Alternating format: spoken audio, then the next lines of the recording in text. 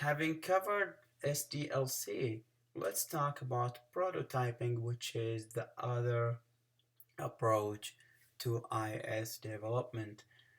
Now we will start with the problem identification phase, in which we will develop the conceptual and data modeling.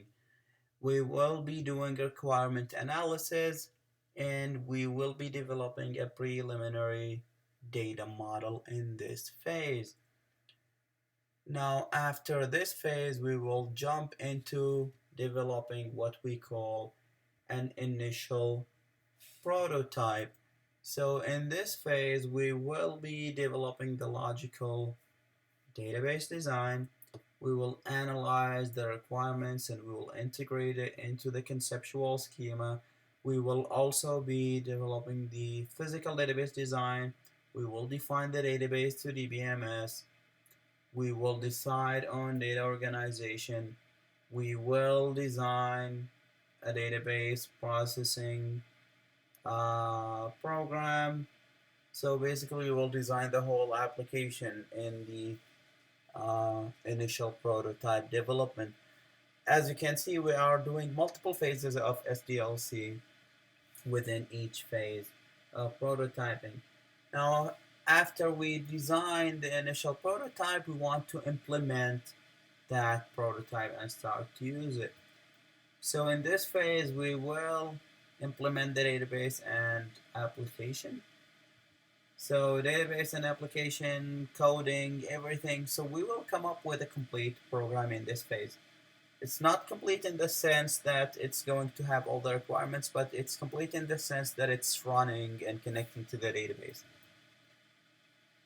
And then we will also be doing some kind of database maintenance. So we'll analyze the database to ensure that we're meeting the application's needs, and we will fix errors as they come. Now, when we have new problems or new requirements, what we need to do in this case is to jump to the revise and enhance phase. In this phase, we will check if we had some errors, then we need to fix them. We will revise the applications and database design and enhance it if we need to. We will implement the revised versions or revised parts, and then we will go back to the previous phase, which is implement and use. So we'll go back and forth between those two phases: implement a prototype, use it, check if we have problems or some requirements come up or some requirements that we haven't even covered. We will go to revise and maintenance, and then we will go back until we find ourselves having no problems, having all the requirements. Then we can jump into the final product, which is converting this into a full system. So when all the requirements are implemented and we have no problems, no errors, we convert it into a complete system and we deploy it.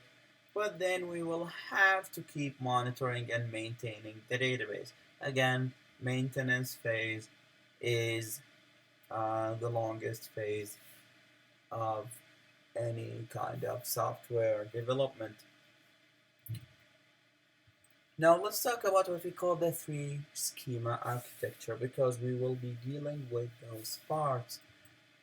So the three-schema architecture is guideline that describes the structure of the data. It consists of three parts because it's called three-schema, obviously. We have external schema, conceptual schema, and internal schema. So we will talk about each one of those in more details in a moment, but each schema is going to describe the same data but for a different party.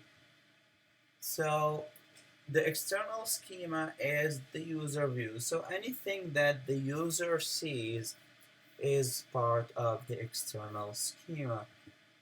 So when we talk about users, we mean managers and database users as well.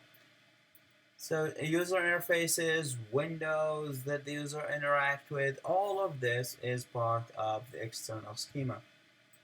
The conceptual schema, however, is the detailed specification of the overall structure of the data. This is going to be, as we said previously, technology independent. So it's not going to be designed based on a certain technology or a certain DBMS or a certain database type. And this is what we will refer to as the ER models or ER diagrams or entity relationship diagrams. Now, the internal schema will have two parts.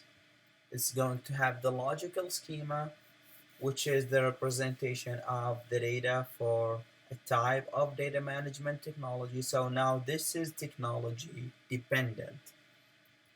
And we also have the physical schema, which is going to describe how the data is to be represented and stored in a secondary storage using a particular database management system such as Oracle or MySQL.